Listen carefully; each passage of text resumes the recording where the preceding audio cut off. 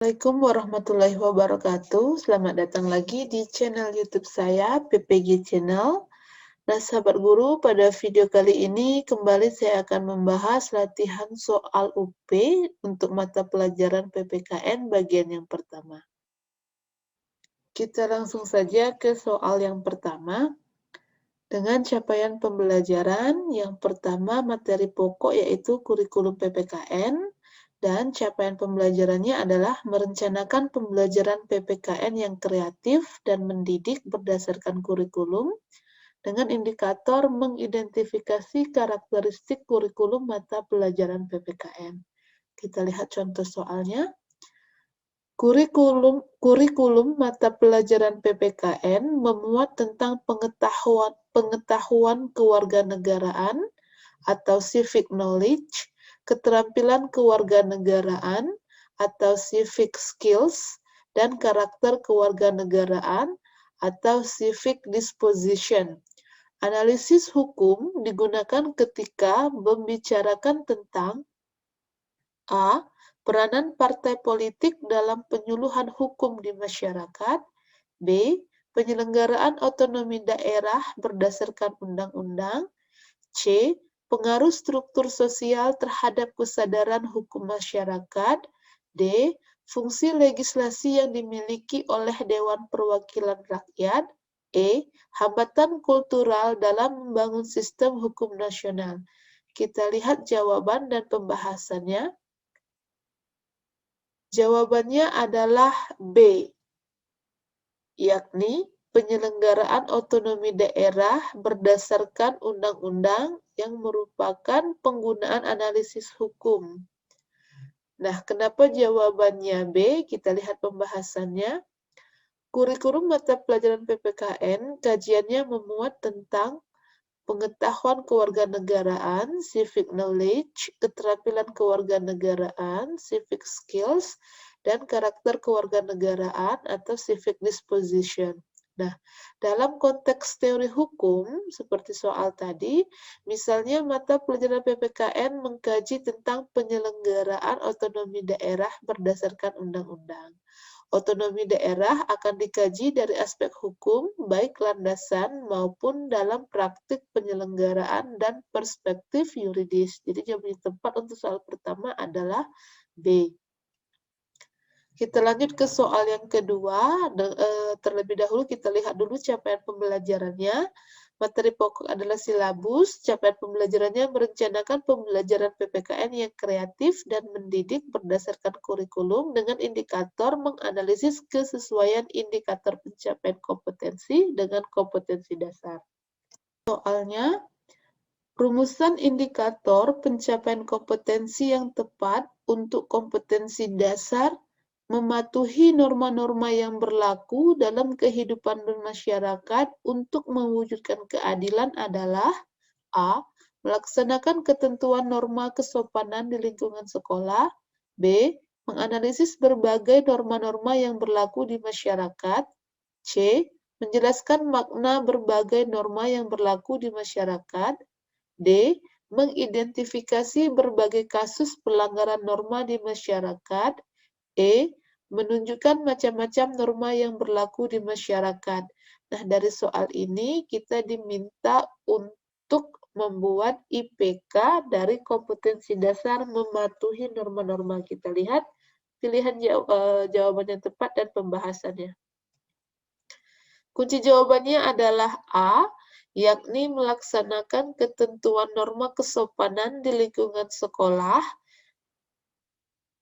Mengapa jawabannya A? Kita lihat pembahasannya.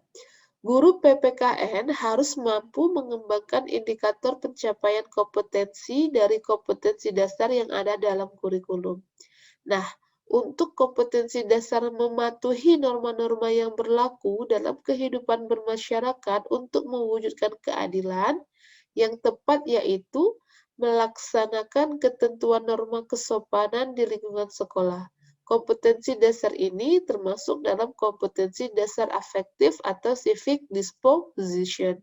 Jadi jawaban yang tepat adalah A. Bagaimana siswa bisa mematuhi norma-norma yang berlaku dalam kehidupan bermasyarakat untuk mewujudkan keadilan? yaitu dengan melaksanakan ketentuan norma kesopanan di lingkungan sekolah salah satunya. Dan juga untuk mengembangkan indikator yang sesuai dapat dicermati dari kata kerja operasional yang ada di dalam KD. Nah, kata kerja operasional yang ada di dalam KD tersebut adalah mematuhi. Kata kerja operasional ini kemudian dikembangkan dalam IPK menjadi melaksanakan.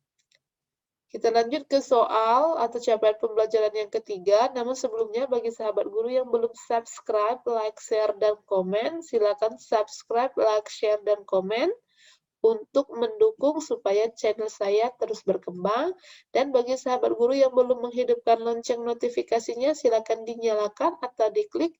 Jadi ketika saya mengupload atau memberikan info terbaru melalui video di YouTube, tidak ketinggalan beritanya. Kita kembali lagi ke capaian pembelajaran yang ketiga dengan materi pokok RPP. Capaian pembelajarannya adalah merencanakan pembelajaran PPKN yang kreatif dan mendidik berdasarkan kurikulum dengan indikator menentukan model pembelajaran berdasarkan indikator pencapaian kompetensi. Kita lihat soalnya di sini. Soal nomor 3. Pak Iqbal akan mengajar PPKN dengan indikator pencapaian kompetensi menganalisis nilai-nilai Pancasila dalam kerangka praktik penyelenggaraan pemerintahan negara. Model pembelajaran yang tepat adalah A.